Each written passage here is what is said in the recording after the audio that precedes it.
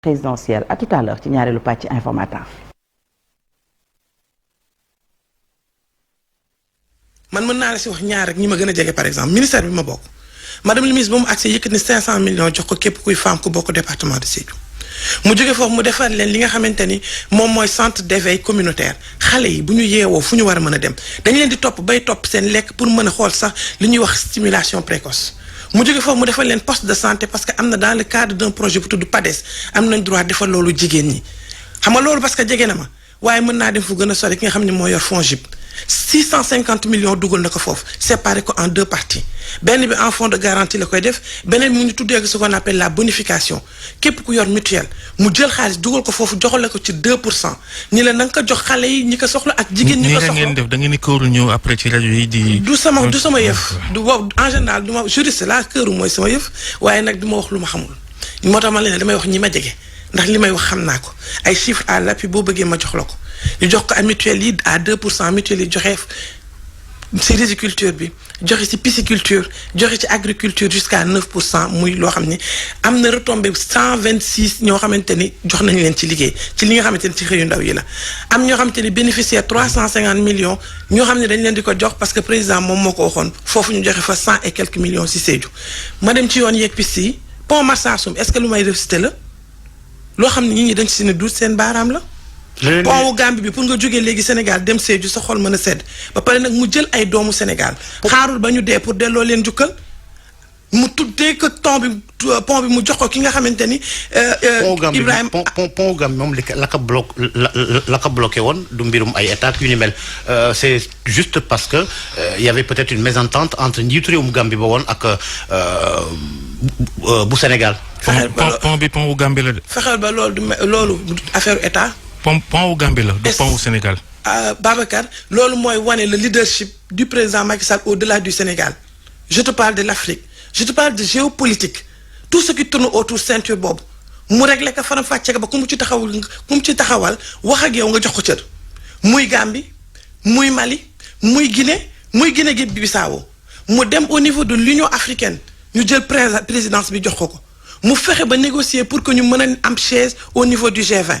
Pour la première fois dans l'histoire politique de ce pays aux Nations Unies président africain njëkk a wax président des États-Unis d'Amérique waaw góor day yokk ngóore. ma ne waxuma président Macky Sall matal na yëpp. soxna si man Babacar Macky Sall bu liggéeyoon. Sédhiou gi ngeen dem. waaw ministre yi ko topp. du ñu dem di fanaan école de amuñ sax fu ñu fanaan Sédhiou. waa léegi loolu moo tax looloo war a tax sax président dem.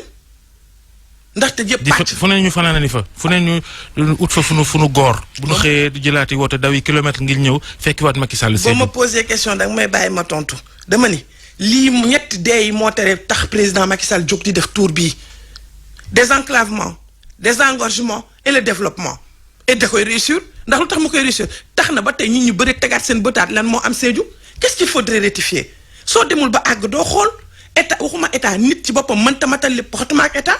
mébét ngay demee lii ñu dem tey jii xool ko ñu am Sédhiou ñu ne désenclavement am na. fukki at ak benn Macky toog fii matalul. boobu ba tey mën naa la limal comme que da ngay bañ ko lim ay chiffres ñaata route la defar ñaata piste la defar ñaata aéroport la defar ñaata hôpital la yóbbu ba hôpital régional bi mu jox ko doomu Sédhiou loolu mën naa la ko waaye récité ngay bañ parce que da ngay bañ ñuy wax train yi arrivé à l'heure yéen da ngeen bëgg ñuy wax train yi nga xam ne ça arrive pas à l'heure léegi nag loolu moo tax mën la am na taxawaay boo xamante ni taxaw na ko si ba tax na même les bâtiments administratifs jëkkati na xaalis parce que teg nañu 400 milliards yoo xamante ni nee nañu loolu c'est un projet bu bokk si pourquoi état mënul dox sans projet day dox sans projet am na yu ñuy réaliser am na yu des am na yu yeneen yoo xamante ni fa nañu jëm yi desandi te moom mu diggee woon ko fa bëri na lool te loolu bokk na ci jàmbat 2015 kay la fa ñëw Georges wax na dëgg am na chantier yoo xam ne juróom-benn at mu sooboon ko fa chantier yeggul ay chantier yu ndaw. yeggul sax waaw. Georges man rek mën naa la wax par rapport à 400 milliards yi nga xamante ni dégagé nañ ko foofu c'est pour éradiquer complètement les abris provisoires mën naa la jox exemple en 2015 il y avait 1198 abris provisoires à Sédhiou en 2022 à l'instant T nous sommes à 673 loolu du est-ce que jéego bu ñu teg.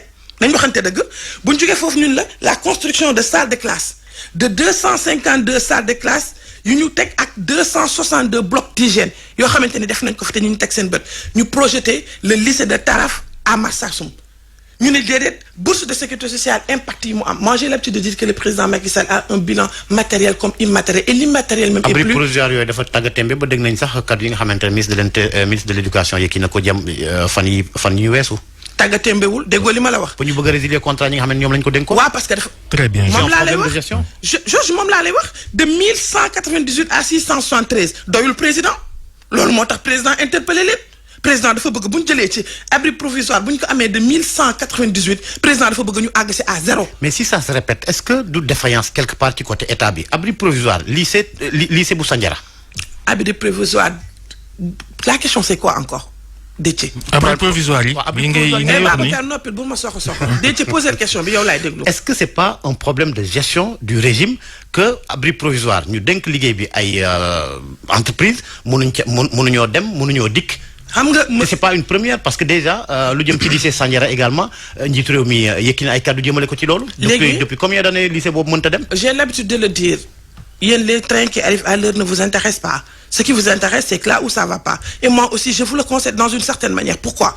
Parce que vous constituez un quatrième pouvoir. D'accord na am na loo xamante ni gestion am na lépp matewul te ku dee yóbbaale mébét ku la waxal ni am na 1198 avis provisoires Sédhiou kese laa taxaw ni la ci 1000 yooyu am na loo xamante ni def nañ ko ba léegi ñu ngi ci 673 waaye doyul ki nga xamante ne mooy njiite réew mi moo tax mu leen di jox ay instructions jox leen ay instructions ba pare imposer leen ñu leen lii bu ma ko fi fekkaat lii moo tax intourné wam yi am njëriñ lii moo tax mu mën a dut baaraam ci loo xamante ne dox na wala doxul parce que nag gestion lan la nañ waxtaan wóolu nit teg ko place mu def li nga bëgg mbaa mu bañ ko def bu ko defulee nga daal di koy teg sa moromam nii rek la àdduna doxee.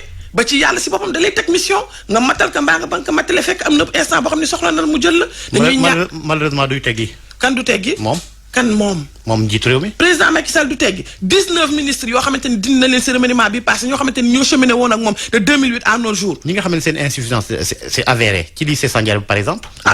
je ne maîtrise pas ce dossier vraiment donc je ne veux même pas m'avancer là. dama ni madame. yow ñu ngi la dénk àqu tout tànk yi. ca ministère de la famille. nekk directrice de la protection des enfants. yow lii ñu la dénk yow. buñ ko doon xayma tey. lan nga ci def gone yaa ngi ci mbedd mi taxawaalu ba léegi. waaw di sol ay yëre yu xottiku. di génn ci sedd bi. tey la wàllu gën a ay. buñ jëlee misaal ci yow bala ñoo dem ci Macky sax. ak sa ministre ci boppam.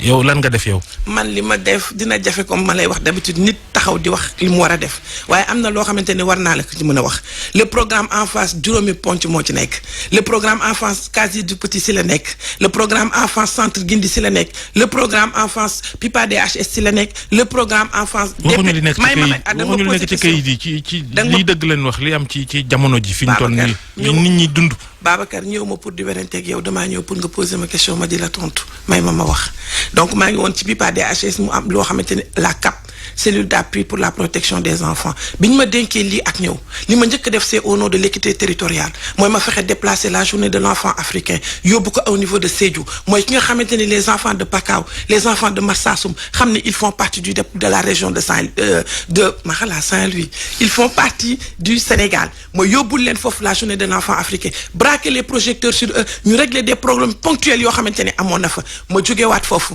ma organiser la CDE c'est la convention des droits de l'enfant parce que ñun suñu liggéey bu njëkk xam nga la xale yi taxawalu ci mbedd mi laa wax ponc par ponc lu tax ba léegi ponc par ponc nga ma laaj dinaa fa agsi ñun lépp loo xamante ni moo ñu war lépp loo xamante ni convention la Sénégal ñu tekk rek ñun on doit veiller à ce que ça soit ratifié et que sur le plan national ñu mën ko mën a teg xale yi yaa ngi ma koy laaj léegi on a fait sortir 1185 xale génnee nañu mënuma ko wax en wolof 1100 et quelques 1163 je pense pour ne pas me tromper. junni ak téeméer ak juróom-ñett waaw xam naa ne Aliou Guèye dina ma rayati junni ak téeméer ak juróom fukk ak juróom-ñetti xale nit yu ñu génnee ci mbedd mi si junni yooyu ak lu topp am na si 683 yoo xamante ni de 0 à 2 ans la ay xale te ce n'était pas des Sénégalais c'était des Nigériens ñu seen état indi 2 avions en 48 heures Babacar réglé nañu loolu yóbbu leen te xoola amul benn incidence diplomatique ñu jóge foofu fii si biir Sénégal ñu déplacé ay xale yóbbu leen fii vraiment c'est 800 et quelques temps Covid bi la woon booba sax c'était pas moi ñu delloo leen ku nekk fa nga dëkk mais tey xam nga lan la ñu posé wu la question ba tey am na ñu nekk si mbedd bi maintenant ñi ñu delloo woon ñuy dellu si quel est le problème c'est la réinsertion socio-économique c'est ça, c'est la première question. La deuxième question, Babacar, est-ce qu'il n'y a pas une démission des parents? Est-ce que l'éducation en ce moment, en l'instant T, ne pose pas problème? Le rôle premier de l'État, le rôle de l'État, moi, l'instruction, ce n'est pas l'éducation. L'éducation incombe à la famille.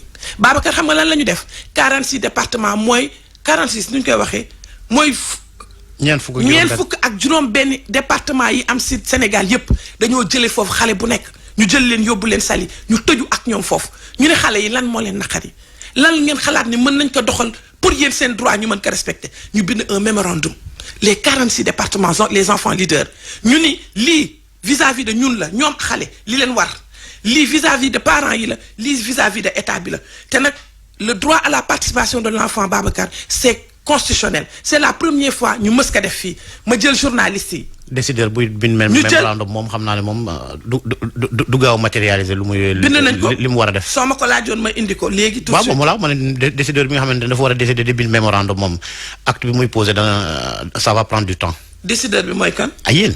Non. C'est vrai que nous sommes les décideurs. Mais non, c'est pas nous qui l'avons écrit. Kon déglu loo ma décce bul topp kee nga xam ni seet la yow say nopp fi mu ne war na maa déglu bu baax dama ni xale yi la ñoom ñoo bind seen mémorandum ñoom ñoo toog avec leurs mots ñu ànd si ak docteur Giroux et c'est la première fois dans l'histoire politique de ce pays ma jóge foofu sur la protection des droits de l'enfant da nga gis xale bu ñu violé wala xale bu ñu def naka su dul noonu ñu jël bind ko bind turam bind photom ñu jël les rédacteurs en chef de l'ensemble des maisons de presse yóbbu leen immersion à Saly toog waxtaan ak ñoom depuis lors nous sommes en parfaite cohésion ak ñoom ba tey jii lépp loo xamante ne dut na baaraam xale rek ñoom duñ ko wax ñu dem si les ce qu'on appelle comités départementaux de protection des enfants ce sont les préfets qui président ça dans tous les 46 départements préfets yi lu fa xew xale bu ñu violé xale boo xamante violenté nañ ko ak problème bu fa am ñu daal di jël les points focaux institutionnels toog ak ñoom waxtaan ak ñoom càmbar teg stratégie ak li nga xam ni c'est la SNPE la SNPE c'est la stratégie nationale de la protection des enfants